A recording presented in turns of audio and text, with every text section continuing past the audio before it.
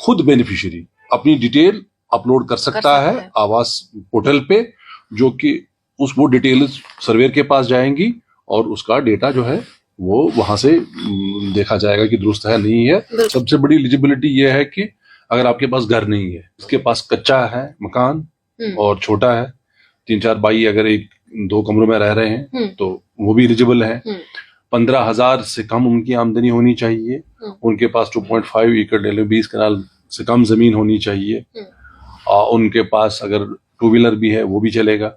अस्सलाम वालेकुम, आप देख रहे हैं कश्मीर डिस्पैच और मैं हूं आपके साथ फायदा मंजूर। गवर्नमेंट ऑफ इंडिया की जानिब से लगातार कई सारी स्कीम्स लॉन्च की गई है, लेकिन बदकिस्मती से लैक ऑफ अवेयरनेस की वजह से उन लोगों तक स्कीम्स तो पहुंचती है और वो अप्लाई भी करते हैं, लेकिन उन्हें उसके बाद पता नहीं होता, यानी मालूम नहीं पड़ता कि इसके आगे हमें करना क्या है और वो उससे महरूम रहते हैं। अब गवर्नमेंट ऑफ इंडिया की जानिब से सेकेंड वर्जन में PMAY ग्रामीण के तहत एक और बार स्कीम को लॉन्च किया गया है और उसमें क्या क्या अब एक नए वर्जन में वो हमें देखने को मिलेगा और उसमें क्या क्या बेनिफिट्स लोगों को मिलेंगे और क्या कुछ एलिजिबिलिटी उसमें होगी, वो भी हम आप तक आज इस वीडियो में पहुंचाने की कोशिश करेंगे। और इसी पर हमारे साथ बात करने के लिए director rural development Shabir Hussain Bhatt sahab है, जिनसे हम मजीद जानेंगे कि इस पर अब नए एलिजिबिलिटीज में क्या आता है और साथ ही साथ अगर हम बात करें इसमें बेनिफिट्स लोगों तक क्या आएंगी। आपका खैर मकदम करते हैं सर। शुक्रिया, बहुत बहुत शुक्रिया। सर हम पहले सीधे सवाल पर आते हैं। जिस तरीके से हम देख रहे हैं कि कई सारे लोग जो है लैक ऑफ अवेयरनेस की वजह से इन स्कीम्स का फायदा नहीं उठा पाते। अब जो अप्लाई करता है लेकिन उसके बावजूद भी वो कहीं ना कहीं इन सारी स्कीम से, इन सारे बेनिफिट से महरूम रहता है। पहले हम इसके बारे में जानना चाहेंगे कि इस पर आपका क्या ये रहेगा। देखिए, हमारी कोशिश ये रहेगी कि हम इस बार जो PMAY का जो सेकंड वर्जन आप कह सकते हैं, इसके लिए हमारी कोशिश ये होगी कि हम हर एक एलिजिबल बेनिफिशियरी को एनलिस्ट करें, उसको रजिस्टर करें। बिल्कुल, ये हमारा मकसद है।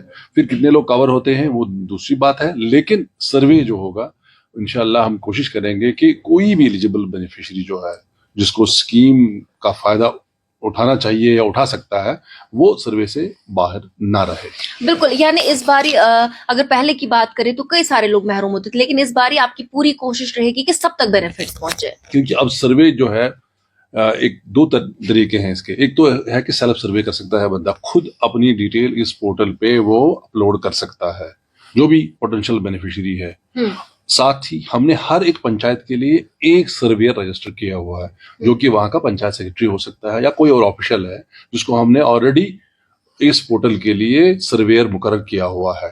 वो सर्वेयर एक मतलब हर एक जो अपने इलाके का उसका बेनिफिशियरी है उसको भी वो अपलोड कर सकता है उसकी डिटेल, और साथ में सेल्फ सर्वे जो है, सेल्फ असिस्टेड जो है वो भी कर सकता है। एक तो असिस्टेड सर्वे जो कि हमारे एम्प्लॉय के थ्रू होगा, जो वहां रजिस्टर करेगा, जो सर्वेयर है उस एरिया का, और दूसरा खुद बेनिफिशियरी अपनी डिटेल अपलोड कर सकता है आवास पोर्टल पे, जो कि वो डिटेल सर्वेयर के पास जाएंगी और उसका डेटा जो है वो वहां से देखा जाएगा कि दुरुस्त है नहीं है, तो कंफर्म हो जाएगा। बिल्कुल। इससे पहले मैं अपने व्यूअर्स को बताना चाहूंगी कि प्राइम मिनिस्टर आवास योजना ग्रामीण के तहत अब रजिस्ट्रेशन शुरू हो चुकी है। जिस तरीके से अभी सर ने बताया कि अब कोई भी या तो सेल्फ सर्वे कर सकता है, यानी खुद अपलोड कर सकता है आवास इस पर ऑनलाइन पोर्टल पर, या वो अपने किसी जो वहां पर ऑलरेडी गवर्नमेंट की तहत जहां पे बेनिफिशियरी है उससे करवा सकते हैं। लेकिन अब इसमें क्या क्या एलिजिबिलिटीज है और क्या क्या बेनिफिट्स है वो हम आप तक पहुंचाने की कोशिश करेंगे। सर, जैसा कि आपने बताया कि ऑनलाइन रजिस्ट्रेशन जो है अब शुरू हो चुकी है, अब इसमें अगर हम बात करें एलिजिबिलिटी, कौन लोग इसमें आ सकते हैं जो इसमें अप्लाई कर सकते हैं? देखिए, सबसे बड़ी एलिजिबिलिटी ये है कि अगर आपके पास घर नहीं है तो पहले वही हाउस होल्ड एलिजिबल है जिसका घर नहीं है। जिसके पास कच्चा है मकान और छोटा है, 3-4 भाई अगर 1-2 कमरों में रह रहे हैं तो वो भी एलिजिबल है। 15,000 से कम उनकी आमदनी होनी चाहिए, उनके पास 2.5 एकड़ 20 कनाल से कम जमीन होनी चाहिए, उनके पास अगर 2 व्हीलर भी है वो भी चलेगा। अगर उनके पास जो पहले एक्सक्लूजन क्राइटेरिया में होता था कि अगर आपके पास स्मार्टफोन है, टेलीविजन है, वो पहले एक्सक्लूजन क्राइटेरिया में आते थे, लेकिन वो चीजें अब they have been done away with. अब अगर किसी के पास स्मार्टफोन भी है तो वो he is also eligible, TV है वो भी एलिजिबल है। यानी पहले ये इस क्राइटेरिया में नहीं आते थे। हाँ, ये इस क्राइटेरिया में नहीं आती। अब के जो मोटी मोटी चीजें हैं वो ये कि 15,000 तक आमदनी हो सकती है उसकी, तो उस दायरे में बहुत सारे लोग आते हैं। जो जिनकी जमीन 20 कनाल तक है, आप जो इरिगेटेड लैंड, वो भी आ सकते हैं, और जिनकी 40 मतलब 5 एकड़ के आसपास है तो वो भी इस जुमरे में आ सकते हैं। इवन जो जहां पर अगर किसी के पास मैकेनाइज्ड मतलब मोटराइज्ड बोट है फिशिंग वाली तो ही इज आल्सो एलिजिबल, वो भी एलिजिबल है। बिल्कुल।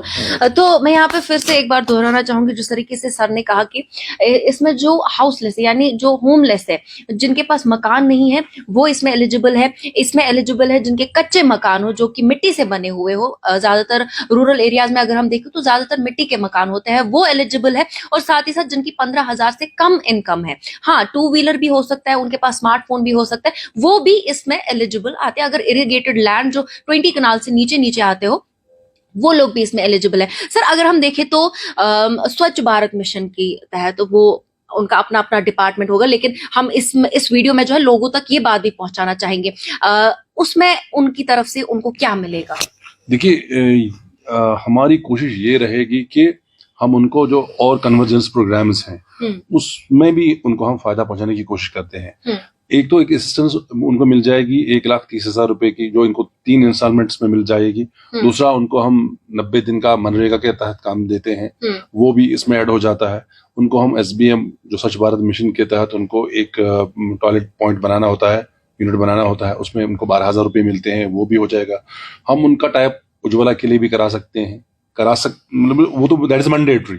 प्लस आपके तो ये भी है कि जो ऑफ ग्रिड जो बिजली का जो सूर्य घर बिजली की जो योजना है उसमें भी वो बेनिफिशियरी हो सकते हैं। बिल्कुल। सर हम इसके बाद भी मैं वीडियो में ये रिपीट ये चीजें करूंगी कि आप किस तरीके से बेनिफिट्स उन्हें पहुंचाना चाहते हैं, लेकिन आखिर में आपसे इनसे जानना चाहूंगी कि लोगों तक क्या मैसेज रहेगी, क्योंकि अब एक तो ऑनलाइन सिस्टम रजिस्ट्रेशन जो है शुरू हो चुकी है, इसमें आपकी क्या मैसेज रहेगी लोगों तक? देखिए, हमारा आपके साथ बात करने का एक मकसद है, वो ये कि लोग ज्यादा से ज्यादा अवेयर हो जाए।